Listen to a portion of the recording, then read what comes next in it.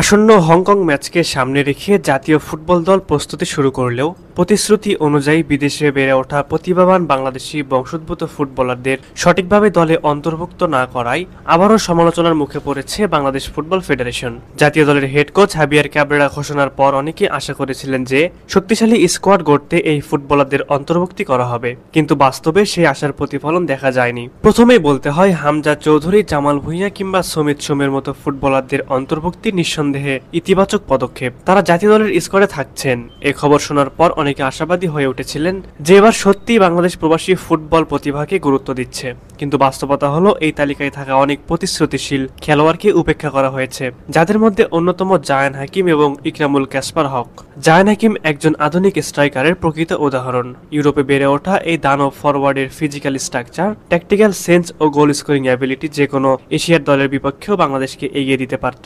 অন্যদিকে ইকরামুল কাসপার হক একজন উচ্চতর মানের ডিফেন্ডার, যিনি ইউরোপিয়ান ডিফেন্সিভ স্ট্যান্ডার্ডে প্রশিক্ষিত। তার মতো প্রভাবশালী ডিফেন্ডার থাকলে বাংলাদেশের রক্ষণভাগ আরও স্থিতিশীলতা থাকবে। কিন্তু দুঃখজনক হলেও সত্য, এইসব খেলোয়াড়দের জাতীয় দলের জার্সিতে দেখা তো দূরের কথা, তাদের ডাক দেওয়ার কোনো স্পষ্ট উদ্যোগী বাহুফের পক্ষ থেকে দেখা যায়নি।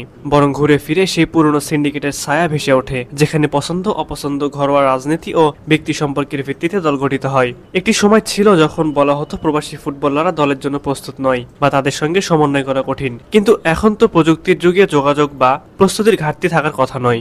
বরং ইউরোপ বা এশিয়ার অন্যান্য দেশ যেমন সাফল্যের জন্য নিজেদের ফুটবল কাঠামোতে বৈচিত্র্য ও প্রতিভা সংযোজন করছে, তেমনি বাংলাদেশেরও উচিত ছিল নিজেদের প্রবাসী খেলোয়াড়দের সম্পদ হিসেবে দেখা। জাতীয় দল ইতিমধ্যে প্রস্তুতি শুরু করেছে।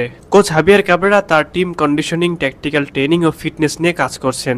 তবে প্রশ্ন থেকে যায়, বর্তমান স্কোয়াডটি কি সত্যি বাংলাদেশের সম্ভাব্য সেরা একাদশ? যদি তা না হয় তাহলে দায় কার? বিশ্ব ফুটবলে যখন জাতীয়তা আর খেলোয়াড় নির্বাচনের দৃষ্টিভঙ্গি পরিবর্তিত হচ্ছে, তখনও বাংলাদেশ পুরনো ধ্যান ধারণা আঁকড়ে ধরে বসে আছে। বাফুফে বরাবরের মতো এবারও নিজেদের সীমিত চক্রের মধ্যে আবর্তিত হয়েছে। এর ফলে আন্তর্জাতিক ম্যাচগুলোতে আমরা প্রতিবারই নিজেদের সীমাবদ্ধতা তুলে ধরছি। বাংলাদেশ দলের হংকং ম্যাচ নিয়ে আমাদের প্রত্যাশা যেমন রয়েছে, তেমনি হতাশাও রয়েছে, বিশেষ করে যাদের দলভুক্ত করা যেত তাদের উপেক্ষা করাই। আজ সময় এসেছে বাফুফেকে প্রশ্ন করার, জবাবদিহিতার আওতায় আনার। কারণ জাতীয় দল কোনো ব্যক্তির নয়, পুরো জাতির। সেই দলে সুযোগ পাওয়া কিংবা না পাওয়ার সিদ্ধান্ত যেন জাতীয় স্বার্থে নেওয়া হয়, ব্যক্তি বা গোষ্ঠী স্বার্থে নয়।